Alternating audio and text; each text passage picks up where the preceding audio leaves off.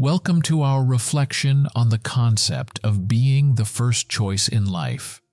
Imagine being that person others naturally turn to, the one they trust in times of need or decision-making.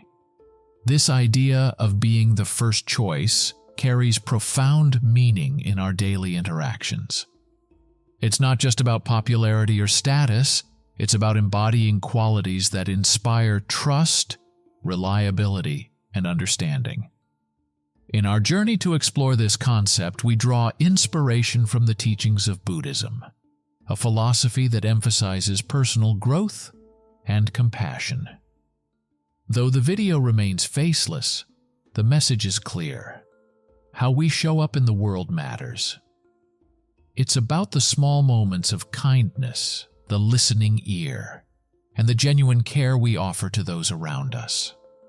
So, as we delve into what it means to be the first choice in life, let's remember that it's not a destination but a way of being. Join us in this contemplation as we explore the beauty of trust, the power of compassion, and the strength of being someone others can rely on. Let's begin. In our quest to be the first choice in life, let's uncover the first secret. Cultivating presence. This secret holds immense power in our interactions with others. It's about being truly present in the moment, giving our full attention to the person in front of us. In Buddhism, there is a strong emphasis on mindfulness, the practice of being aware and present in each moment. One way to cultivate this presence is through meditation, a tool that allows us to quiet the mind and focus on the present. When we practice mindfulness, we become more attuned to our thoughts and feelings, as well as those of others. Imagine a friend sharing their joy with you. By being fully present, you not only hear their words, but also sense their emotions. Your genuine presence in that moment allows you to celebrate their joy wholeheartedly. Similarly, when someone is going through a difficult time, your presence can be a comforting anchor. Being present isn't just about physically being there. It's about listening with your heart and mind. It's about noticing the subtle cues in a conversation, the unspoken words, and the emotions behind them. When we are truly present, we create a space where others feel heard and understood. So as we reflect on cultivating presence, let's remember the wisdom of being fully engaged in each moment. It's in this presence that we build connections, offer support, and become the first choice for those seeking understanding and empathy. Let's delve into the second secret: authenticity and compassion. These two qualities are deeply intertwined in our quest to be the first choice in life. Being authentic means being true to ourselves, showing up as we truly are without pretense or masks. When we combine this authenticity with compassion, we create a powerful force that draws others to us. In Buddhism, there are many stories of figures known for their boundless compassion. Take, for example, the story of the Buddha himself. He showed compassion to all beings, regardless of their background or status. His teachings emphasized understanding and empathy towards others' suffering. When we are authentic, we are like a beacon of light. People are naturally drawn to those who are genuine because it creates a sense of trust and reliability. Think of a friend who always speaks from the heart and shows genuine care. You feel comfortable and safe with them because you know they're being real with you. Compassion, then, is the natural extension of authenticity. It's the ability to understand and feel for others' experiences. When we approach situations with a compassionate heart, we create meaningful connections. Imagine a coworker going through a tough time. Your authentic compassion shines through when you offer a listening ear and a supportive presence.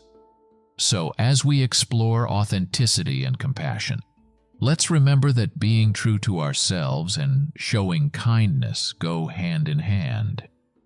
It's in this genuine authenticity that we become the first choice for those seeking sincerity and warmth in their relationships. Now let's uncover the third secret: letting go of ego. In Buddhism, there's a profound emphasis on transcending the ego, the sense of self that often leads to suffering and disharmony in our interactions. Letting go of ego allows us to truly connect with others and be the first choice in their lives. Imagine the ego as a shield we carry, protecting our sense of self-worth and identity. However, this shield can also create barriers in our relationships. For example, when we're too focused on proving ourselves right in an argument, we lose sight of understanding the other person's perspective. This can create conflict and distance. Buddhist teachings offer wisdom on releasing this egoic attachment. It's about recognizing that the need for approval, recognition, or being right can often lead to suffering. When we detach from these desires, we free ourselves from the constraints of ego. One way to let go of ego is through the practice of mindfulness. When we observe our thoughts and emotions without judgment, we begin to see the patterns of ego at play. We can then choose to respond with understanding and compassion rather than reacting from ego-driven impulse. Another tip is to cultivate gratitude and contentment within ourselves. When we're secure in our own worth, we're less dependent on external validation. This inner sense of peace allows us to be more present and authentic in our relationships. So as we reflect on letting go of ego, let's remember that it's a journey of self-discovery and growth. By releasing the need for approval and recognition, we create space for deeper connections and become the first choice for those seeking genuine, ego-free interactions. Now we arrive at the fourth secret: cultivating inner peace. This secret is about finding tranquility within ourselves, a peace that not only nourishes our own well-being but also radiates outward, positively influencing those around us. In Buddhist teachings, practices like mindfulness meditation are powerful tools for cultivating inner peace. Mindfulness meditation involves focusing on the present moment, observing thoughts and sensations without judgment. This practice helps us let go of worries about the past or future, bringing a sense of calm and clarity. When we cultivate inner peace, it's like tending to a gentle flame within us. This inner flame of peace has a profound effect on our interactions with others. Imagine encountering a stressful situation. If we're rooted in inner peace, we can respond with clarity and compassion rather than react impulsively. There's a beautiful Zen story that illustrates this concept. Once, a student asked a Zen master, "How can I find peace?" The master replied, "I cannot give you peace, but I can show you the way." They walked to a nearby lake, and the master asked the student to look at the water. It was turbulent, stirred up by the wind. The master said, "See how the water is agitated. This is like your mind when it is disturbed. But if we let it be, the water will gradually become calm again. Your mind is like this water. Through mindfulness, let it settle, and peace will naturally arise." This story reminds us that inner peace is not something to be attained from outside. It's a state of being that arises from within. When we cultivate this peace through practices like mindfulness meditation, we become a source of calmness for ourselves and those around us. So, as we contemplate cultivating inner peace, let's remember the transformative power it holds. By nurturing this inner calm, we not only enhance our own well-being, but also become the first choice for those seeking a peaceful presence in their lives. Finally, we come to the fifth secret: being of service. In Buddhism, there's a beautiful concept known as seva, or selfless service. This is the idea of offering our time, skills, and kindness without expecting anything in return. Being of service not only benefits others, but also brings fulfillment and a sense of purpose to our own lives. Think of a volunteer helping at a soup kitchen or a nurse caring for patients with compassion. These acts of service embody the spirit of seva. They are done not for personal gain, but out of a genuine desire to alleviate suffering and make a positive difference in the world. There are countless stories of individuals who have dedicated their lives to service and have left a lasting impact. Mother Teresa, for example, spent her life serving the poor and marginalized in India. Her selfless acts of kindness inspired millions around the world. When we engage in acts of service, no matter how small, we create ripples of positivity. Imagine helping a neighbor with groceries or lending a listening ear to a friend in need. These simple acts of kindness have the power to uplift spirits and strengthen bonds. Being of service naturally makes us the first choice for others because it's an expression of genuine care and empathy.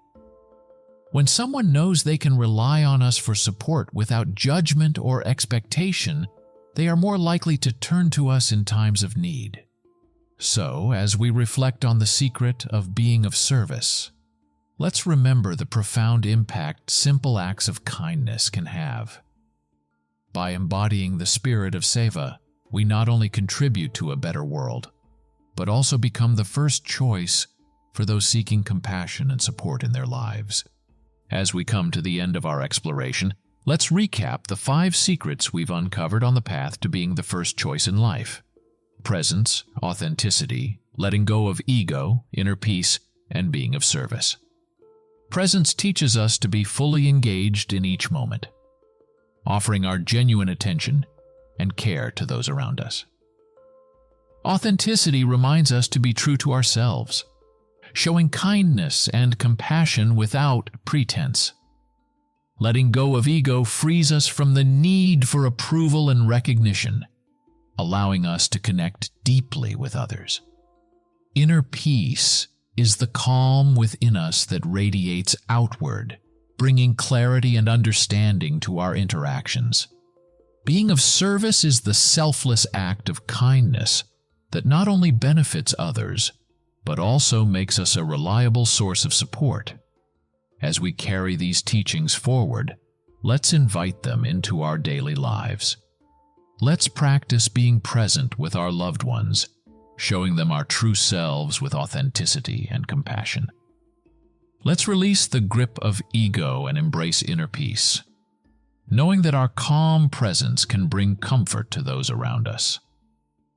And let's find ways to be of service, whether through small acts of kindness or larger efforts to make a difference in our communities. Incorporating these teachings is not just a personal journey. It's a way to create a more compassionate and connected world. As the Zen saying goes, when you realize nothing is lacking, the whole world belongs to you. May we all find fulfillment and become the first choice for others by embodying these timeless principles of wisdom and kindness. Thank you for joining us on this journey of reflection and growth.